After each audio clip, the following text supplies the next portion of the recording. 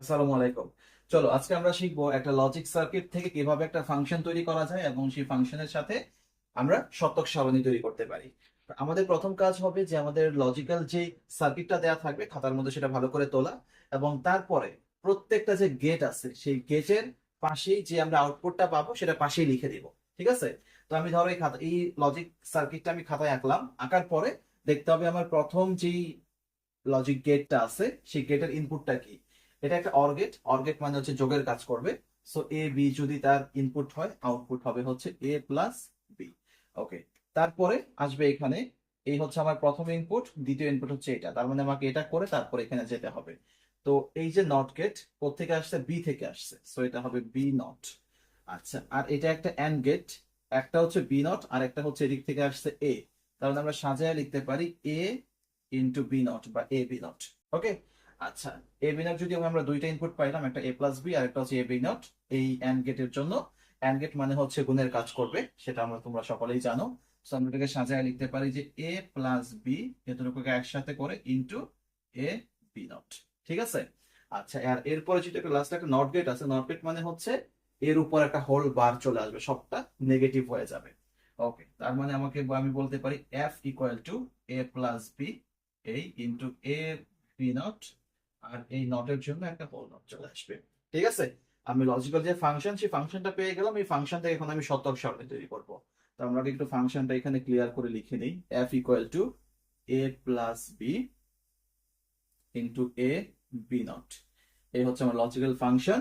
এটার জন্য আমি কি করব, ট্রুথ টেবিল, আমরা শতক সারণীকে ইংরেজিতে বলি হচ্ছে ট্রুথ টেবিল। ট্রুথ টেবিল, ওকে, লিখলাম। আচ্ছা, ট্রুথ টেবিল করার জন্য আমাকে প্রথমে খেয়াল করতে হবে এখানে চলক কয়টা। দেখো এ বি দুইটা চলকই আছে, সো আমি তাহলে প্রথমে নিব এ, তারপরে নিব কি, তারপর নিব বি। আচ্ছা, এ বি নেওয়ার পরে দেখতে হবে এখানে আমার মূলত নেগেটিভ কয়টা আছে, মানে বার যুক্ত কয়টা আছে। দেখো এ বি নট, তার মানে বি নট একটাই আছে নেগেটিভ। ওকে, নিলাম নেগেটিভ।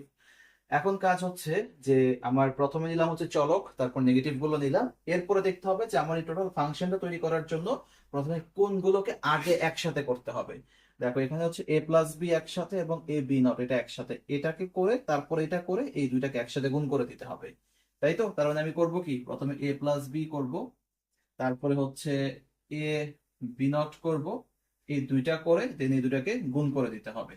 গুণ করলে কি হবে, A plus B into A B not, এই গুণ করে দিলাম। আর টোটাল ফাংশনটা কি ছিল, এই সবটার সাথে উপর একটা হোল নট, তার মানে যে সবটা তো আমি এখানে পাইলাম এর উপর একটা হোল নট চলে যাবে। এখন A plus B into A B naught উপর হোল নট, এই হচ্ছে আমার টোটাল সত্যক সারণী।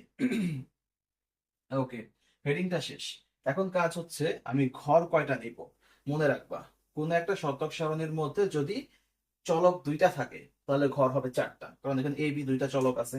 সো চারটা ঘর নাও, এই একটা, দুইটা, তিনটা, আর হচ্ছে সর্বশেষ। তোমরা যখন খাতায় করবা চেষ্টা করবা স্কেল দিয়ে সুন্দর করে ঘরটা করার জন্য, দেখতে সুন্দর লাগবে।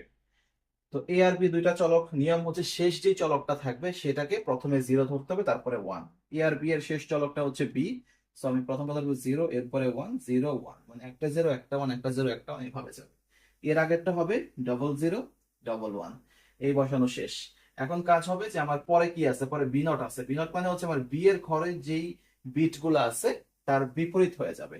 কারণ এখানে জিরো ছিল, এটা হবে ওয়ান, এটা ওয়ান ছিল, এটা জিরো, এটা জিরো ছিল, এটা ওয়ান, এটা ওয়ান, তার মানে এটা জিরো। ওকে, এরপর হচ্ছে এ প্লাস বি মানে এই দুইটার যোগফল।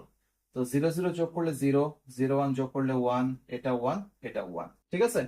আর এ বি নট মানে এ আর বি নট এই দুইটা ঘরের গুণফল। তো এ আর বি নট, জিরো এবং ওয়ান গুণ করলে হবে জিরো, জিরো জিরো গুণ করলে জিরো, ওয়ান ওয়ান গুণ করলে ওয়ান, ওয়ান আর জিরো গুণ করলে জিরো। ঠিক আছে? আচ্ছা, এরপরে কি, এরপর হচ্ছে আমার এ প্লাস বি এবং এ বি নটের গুণফল, মানে এই ঘর আর এই ঘর দুইটা ঘরকে গুণ করতে হবে। জিরো জিরো গুণ করলে জিরো, জিরো ওয়ান হচ্ছে জিরো, ওয়ান ওয়ান হচ্ছে ওয়ান, ওয়ান জিরো হচ্ছে জিরো। আচ্ছা, লাস্ট কিটা, লাস্ট কি নিয়ম, যে লাস্ট হচ্ছে যে এই যে আমি ঘরটা পাইলাম এটার উপর একটা হোল বার চলে আসছে, তার মানে এখানে যে মানগুলো আছে তার ঠিক বিপরীত মান বসবে। এখানে জিরো ছিল, এটা ওয়ান, এটা জিরো, এটা ওয়ান, এটা ওয়ান ছিল, এটা জিরো, এটা জিরো, এটা ওয়ান। এই ছিল টোটাল আমার সত্যক সারণী। আশা করি শতক সারণীটা তোমরা বুঝতে পারছো। তো এরকম কোনো শতক সারণী এবং লজিক সার্কিট থেকে ফাংশন তৈরি করতে যদি তোমাদের কোথাও সমস্যা হয়, অবশ্যই আমাকে ছবি তুলে বা সেটা কমেন্টে লিখে আমাকে জানাবে, সেই নিয়ে ক্লাস দেওয়ার চেষ্টা করব। পরবর্তীতে কোন টপিকটা তোমরা জানতে চাও, কোন টপিকে ক্লাস দিলে তোমাদের জন্য ভালো হবে, আমাকে কমেন্ট করে জানাও। ভালো থাকো, সুস্থ থাকো। আল্লাহ হাফেজ।